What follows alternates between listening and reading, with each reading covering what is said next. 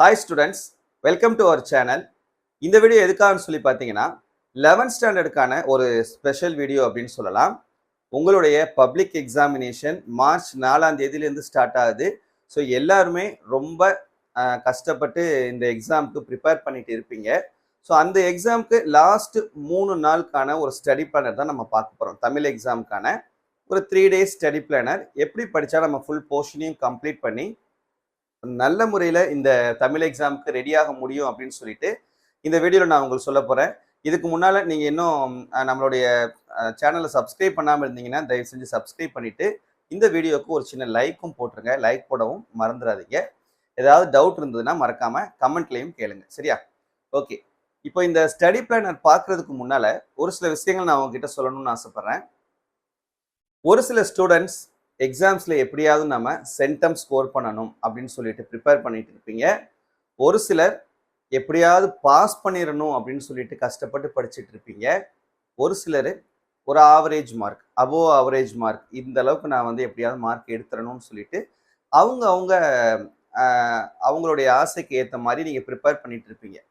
So இன்னும் இந்த வருஷம் ஆரம்பிச்சதுலேருந்து படிக்காமல் இருக்கக்கூடிய ஸ்டூடெண்ட்ஸ் கூட ஒரு சிலர் இருக்கலாம். அதுக்கும் வந்து வாய்ப்புகள் இருக்குது. கடைசி நேரத்தில் பார்த்துக்கலாம் அப்படின்னு சொல்லிட்டு இருக்கக்கூடிய ஸ்டூடெண்ட்ஸ் கூட இருப்பீங்க. ஸோ உங்கள் எல்லாருக்கும் ஒரே ஒரு விஷயம் காமனாக நான் சொல்லிக்க ஆசைப்பட்றேன். இந்த எக்ஸாமாக இருந்தாலும் சரி, இல்லை அவங்க கொடுத்துருக்கக்கூடிய இந்த சிலபஸாக இருந்தாலும், இந்த சப்ஜெக்டாக இருந்தாலும், இது எல்லாமே உங்களுக்காக வடிவமைக்கப்பட்டது. அதை முதல்ல ஞாபகம் வச்சுக்கோங்க. இந்த புக்ஸ் எல்லாமே வந்து யாருக்காக கொடுத்துருக்காங்க? உங்களுக்காக தான் ரெடி பண்ணியிருக்காங்க. ஸோ கண்டிப்பாக உங்களுடைய கெப்பாசிட்டி தெரிஞ்சு தான் அந்த சிலபஸும் ஃப்ரேம் பண்ணியிருக்காங்க. கொஸ்டினும் நமக்கு கேட்க போகிறாங்க. அங்கே 1-2 கொஸ்டின்ஸ் வேணால் க்ரியேட்டிவாக கேட்கலாம். 1 mark கொஸ்டின்ஸ் வேணால் க்ரியேட்டிவாக நம்ம கேட்கறதுக்கான வாய்ப்புகள் இருக்குது. அதுவும் நம்ம அதுக்கு ஏற்ற மாதிரி ப்ரிப்பேர் பண்ணியிருந்தோம்னா கண்டிப்பாக நம்மளால் அட்டன் பண்ண முடியும். ஸோ பேசிக்காக ஃபர்ஸ்ட் நமக்கு ஒரு செல்ஃப் கான்ஃபிடென்ஸ் அப்படின்றது இருக்கணும். தன்னம்பிக்கையோட எந்த ஒரு முயற்சியை நம்ம செஞ்சாலும் கண்டிப்பாக கடவுள் அதுக்கு வெற்றியை கொடுப்பாரு. அந்த நம்பிக்கையோட நீங்கள் எதை வேணாலும் செய்யுங்க. சரியா? ஸோ இந்த ஸ்டடி பிளானர் மட்டும் கிடையாது, இது மாதிரி உங்களுக்கு பல வீடியோஸ் நம்ம கொடுக்க போகிறோம். அதில் கொடுக்கக்கூடிய எல்லா இன்ஸ்ட்ரக்ஷன்ஸையும் ஃபாலோ பண்ணி உங்களுடைய அந்த லாஸ்ட் எக்ஸாம் வரைக்கும் நம்ம என்னென்ன வீடியோஸ் கொடுக்குறோமோ, என்னென்ன இன்ஸ்ட்ரக்ஷன்ஸ் கொடுக்குறோமோ, அது எல்லாத்தையும் நீங்கள் கரெக்டாக ஃபாலோ பண்ணிட்டு வந்தீங்கன்னா கண்டிப்பாக நீங்கள் எய்ம் பண்ணக்கூடிய அந்த மார்க்கை உங்களால் ஸ்கோர் பண்ண முடியும். அதுக்கான அஷ்யூரன்ஸை இன்ஷால்லா நான் கொடுக்குறேன் உங்களுக்கு. சரியா? ஓகே, இப்போ எதை பற்றியும் கவலைப்படாமல் உங்களோட எக்ஸாமுக்கு ப்ரிப்பேர் பண்ண ஸ்டார்ட் பண்ணுங்கள். கொஷின் எப்படி வரும், கஷ்டமாக வருமா, ஈஸியாக வருமா, அதை பற்றிலாம் கவலைப்பட வேணாம். நம்மளுடைய வேலை என்ன? இப்போ படிக்கணும், போர்ஷன்ஸை கம்ப்ளீட் பண்ணணும், எக்ஸாமுக்கு தயாராகணும். அது மட்டும்தான். இதை மட்டும் மனசில் வச்சுக்கிட்டு இந்த 3 நாள் நீங்கள் ப்ரிப்பேர் பண்ணுங்கள். கண்டிப்பாக உங்களால் நீங்கள் நினைக்கக்கூடிய மார்க்கை விட அதிகமான மார்க் ஸ்கோர் பண்ண முடியும். சரியா? சரி, வாங்க இப்போது இந்த லாஸ்ட் 3 daysக்கான study planner for Tamil exam. உங்களுடைய தமிழ் எக்ஸாமுக்கு எப்படி நீங்கள் ப்ரிப்பேர் பண்ணலாம் இந்த 3 நாள் அப்படின்றத தான் பார்க்க போகிறோம். ஸோ உங்களுக்கு 4ஆம் தேதி மண்டே அன்னைக்குன்னு தமிழ் எக்ஸாம் நடக்குது.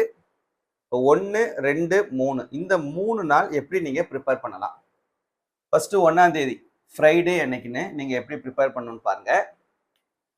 ஏர்லி மார்னிங் 5:30லேருந்து 7:30 வரைக்கும் ஒரு 2 hours. இந்த 2 hours என்ன பண்ணுறோம்?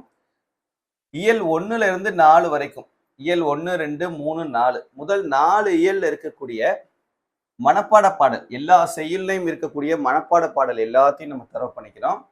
ப்ளஸ் இயல் 3ல் இருக்கக்கூடிய திருக்குறள் மனப்பாட பாடல் இருக்குது இல்லையா, அது எல்லாத்தையும் நம்ம என்ன பண்ணிக்கிறோம்? தரவு பண்ணிக்கிறோம். ஸோ காலையில் இந்த 2 மணி நேரத்தில் நம்ம இந்த மாதிரி என்ன பண்ணிக்கிறோம்? மனப்பாட பாடல்களை தயார் பண்ணிக்கிறோம். பாடல்கள் எல்லாமே வந்து ஆல்ரெடி நம்மளுடைய சேனல்ல வந்து நம்ம என்ன பண்ணியிருக்கோம்? சினிமா பாடலினுடைய ராகத்தில் கூட போட்டிருக்கோம். ஏன்னா ஈஸியாக மனப்பாடம் பண்ணணும் அப்படின்றதுக்காக. ஏன்னா படிக்கிறது கஷ்டப்படக்கூடிய ஸ்டூடெண்ட்ஸ் கூட நீங்கள் அதை 2-3 தடவை திரும்ப கேட்டிங்கன்னா ஆட்டோமேட்டிக்காக அந்த சாங் அப்படியே உங்களுக்கு மெமரைஸ் ஆயிரும். ஸோ அதை கூட நீங்கள் பார்த்துக்கலாம், உங்களுடைய விருப்பம் தான். அப்புறம் ஒரு 1.5 hours 1.5 மணி நேரம் நம்ம ஒரு பிரேக் எடுத்துக்கிறோம். சாப்பிட்றது, குளிக்கிறது எல்லாத்துக்கும். 9 மணிலேருந்து 12:30 மணி வரைக்கும் இந்த டைமில் இயல் 1, 2, 4 இந்த 3 இயல்ல இருக்கக்கூடிய நெடுவினாவை படிக்கிறோம். சரியா? அடுத்து ஒரு 1 hour பிரேக் 12:30லேருந்து 1:30 வரைக்கும் பிரேக் எடுத்துட்டு 1:30லேருந்து 4:30 வரைக்கும் இருக்கக்கூடிய இந்த 3 மணி நேரத்துல இயல் 1, 2, 3னுடைய சிறுவினாக்களை வந்து நம்ம கம்ப்ளீட் பண்ணிடுறோம். அப்புறம் ஒரு 1 hour பிரேக் எடுத்துக்கிறோம். 4:30 to 5:30 பிரேக் எடுத்துட்டு 5:30 மணிலேருந்து 8:30 மணி வரைக்கும் இருக்கக்கூடிய இந்த 3 மணி நேரத்துல இயல் 1லேருந்து 4 வரைக்கும் இருக்கக்கூடிய குருவினாவை படிச்சு முடிச்சிடறோம். அப்புறம் ஒரு ½ hour பிரேக் எடுத்துட்டு 9 மணிலேருந்து 10:30 மணி வரைக்கும் இருக்கக்கூடிய இந்த டைம்ல 1 மார்க் பகுபத உறுப்பிலக்கணமும் அணி புணர்ச்சி விதி இது எல்லாமே நம்ம என்ன பண்ணிக்கிறோம், கம்ப்ளீட் பண்ணிக்கிறோம். சரியா? ஸோ இந்த முதல் நாள் 1ஆம் தேதி நீங்க படிக்க வேண்டிய கான்செப்ட்ஸ் வந்து இதுதான். அப்புறம் 2ஆம் தேதி சனிக்கிழமை அன்னைக்குன்னு நீங்க என்ன படிக்கணும்னு பாருங்க. மார்னிங் early morning 5:30 to 7:30 டைம்ல இயல் 6லேருந்து 8 வரைக்கும் இருக்கக்கூடிய இந்த 4 இயல் இயல் 5 இயல் 5லேருந்து 8 வரைக்கும் இருக்கக்கூடிய இந்த இயல்களில் இருக்கக்கூடிய மனப்பாட பாடலும் பிளஸ் இயல் 5ல் இருக்கக்கூடிய திருக்குறள் எல்லா செய்யுள் பகுதியினுடைய மனப்பாட பாடலும் திருக்குறளுடைய மனப்பாட பாடலும் படிச்சுக்கிறோம். அப்புறம் 1.5 மணி நேரம் பிரேக் 1.5 மணி நேரம் பிரேக் எடுத்துட்டு 9 மணிலேருந்து 12:30 மணி வரைக்கும் இயல் 3லையும் 5லையும் இருக்கக்கூடிய நெடுவினாவும் பிளஸ் திருக்குறளினுடைய நெடுவினாவும் 2 இயல்லையுமே நமக்கு திருக்குறளும் இருக்கும். அந்த திருக்குறளினுடைய நெடுவினாவும் நம்ம கம்ப்ளீட் பண்ணிக்கிறோம். அப்புறம் 1:30 மணிலேருந்து 4:30 மணி வரைக்கும் இந்த 3 மணி நேரத்துல இயல் 4லேருந்து 6 வரைக்கும் இருக்கக்கூடிய சிறுவினாக்களை கம்ப்ளீட் பண்ணிக்கிறோம். அப்புறம் 5:30 மணிலேருந்து 8:30 மணி வரைக்கும் இருக்கக்கூடிய இந்த டைமிங்ல இயல் 5 to 8னுடைய குருவினாவை படிச்சுக்கிறோம். அப்புறம் ½ hour பிரேக் விட்டுட்டு 9 மணிலேருந்து 10:30 மணி வரைக்கும் இருக்கக்கூடிய இந்த டைமிங்ல இலக்கண குறிப்பு, கலைச்சொற்கள், மொழிபெயர்ப்பு இதெல்லாமே வந்து மொழிபெயர்ச்சி பகுதியில் இருக்கக்கூடியது. ஸோ இதெல்லாம் 1 மார்க் 2 மார்க்ல நமக்கு கேட்பாங்க. ஸோ அதெல்லாம் அந்த மொழிபெயர்ப்பு வந்து 4 மார்க்ல கேட்பாங்க நமக்கு. ஸோ இது எல்லாமே படிச்சுக்கிறோம். சரியா? இது 2வது நாள் முடிஞ்சிடும். அடுத்து 3வது நாள் 3ஆம் தேதி சண்டே அன்னைக்குன்னு மார்னிங் 5:30 to 7:30 டைம்ல இயல் 7, 8 இந்த 2 இயலினுடைய சிறுவினாவை முடிச்சிடும்.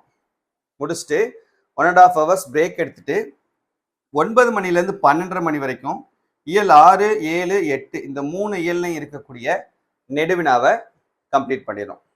சரியா? அப்புறம் மதியம் 1:30 மணிலேருந்து 4:30 மணி வரைக்கும் இருக்கக்கூடிய இந்த டைமிங்ல மொழிபெயர்ச்சி பகுதிகள் அந்த மொழிபெயர்ச்சியில் இருக்கக்கூடிய எல்லா கொஷின்ஸையும் நம்ம ப்ராக்டிஸ் பண்ணி பார்த்துக்கணும். பார்த்துட்டு இதோட போர்ஷன்ஸ் கம்ப்ளீட் ஆயிடுது. இந்த 4:30 மணியோட ரிமைனிங் இருக்கக்கூடிய இந்த டைமிங்ல ரிவிஷன். ஏன்னா படிச்சுக்கிட்டே இருந்தால் மட்டும் பத்தாது.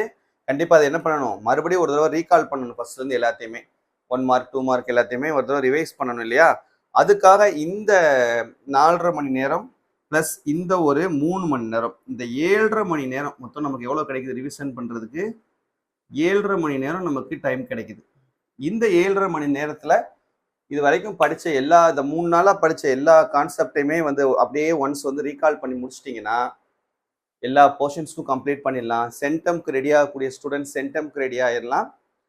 பாஸ் பண்ணுறது கஷ்டப்படக்கூடிய ஸ்டூடெண்ட்ஸ் நீங்கள் நல்ல மார்க் எடுத்து பாஸ் பண்ண முடியும். சரியா? ஒரு எஃபெக்டிவான ஸ்டடி பண்ணராக இது கண்டிப்பாக இருக்கும் அப்படின்னு சொல்லிட்டு நான் நம்புகிறேன். உங்களுக்கு இது யூஸ்ஃபுல்லாக இருந்ததுன்னா யூஸ்ஃபுல்னு கமெண்ட் பண்ணுங்கள்.